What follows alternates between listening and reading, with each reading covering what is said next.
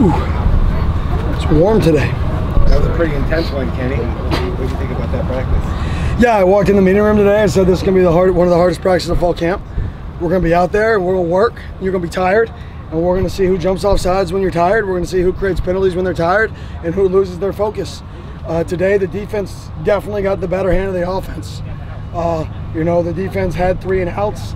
Other than the first 2-minute drill to start the day, the defense won every other period. You mentioned 2 weeks ago you weren't happy, but you were satisfied. Where's that update now as you're less than 3.5 weeks out of from the first week? Same.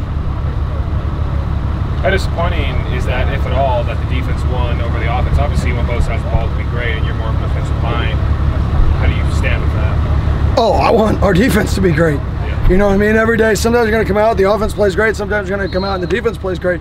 The key is if one side of the ball is consistently winning, then you have a problem. If you want to be a good team, it's going to be back and forth, back and forth, back and forth, back and forth, and it's going to be a dogfight because you make each other better, right? Today, the defense got the better end of the offense way too much. Is your offensive line getting tested by a lot of athleticism? How's that group look to you? Up and down. Today was their worst day up front by far, in my opinion. Up to this point, I think they've been one of the best groups and most impressive groups of our fall camp, from where we were in spring to where they are today. Today was by far our worst day up front. So what did Clayton Smith do to earn being called finesse a few times over the way? Oh, he's got little moves. So, you know, I'm trying to get under his skin a little bit. You know, that's my job, is to try to motivate people in different ways. And I know that's a guy who doesn't like to be called finesse. So, you know what, I'm gonna call him a little bit of finesse, get under his skin, make him play a little physical. So Juwan Mitchell's no longer part of the team? Yeah, Juwan Mitchell's no longer with the team. What does it say that pretty early on, a couple guys that are talented, one of whom was a starter in multiple places, aren't here? Then from a cultural standpoint, like... Culture wins.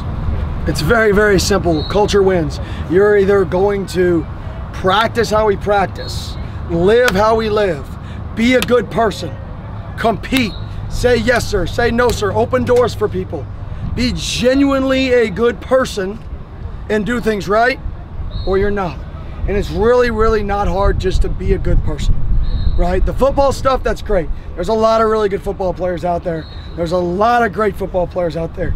I want good people in this program to build a culture that we can be proud of. When I say we, I mean myself, our staff, the alumni, the Valley, and everybody that watches us play goes, man, that's somebody I'd let babysit my daughter, and that player plays his guts out. That player plays with the passion. Watch that kid play the game.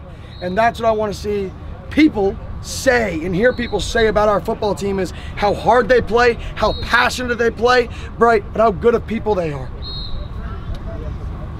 What have you taken away from the running back room so far? Yeah, I think we got a lot of backs. I think we're versatile. We got guys like Scat that'll run you over. We got guys like Tevin and Sip that'll juke and make people miss and show some explosiveness. We got guys like D. Brooks, who's that Scat category. So George Hart, who's kind of a mix of both. So we got a mix and match of guys in that room. I think we can keep them fresh throughout the season. What about the quarterbacks? What do you say? Yeah, Trenton had a good day today. I think it's been back and forth, back and forth. You know, Drew's had some really, really good days the past few days. Trenton had a good day today. He made some really nice throws, really comfortable back there. And I think part of that is sometimes you know what group you're with.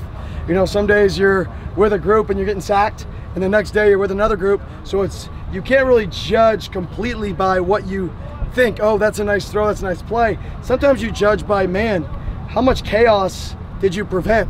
You were with a group and you should have taken 3 sacks, but you threw 3 balls away. That's a huge day for me, because we're not going to win many games if we're in position to take 12 sacks in a game anyways. So if you're willing to throw the ball away 3 times, right, it means when we get into a game where we can win, right now you just got to make the easy play. So I think that's a lot of stuff kind of behind the scenes that we look at. Where do you feel like you're in terms of the timeline of making a decision? Not very close. See y'all later. Thanks,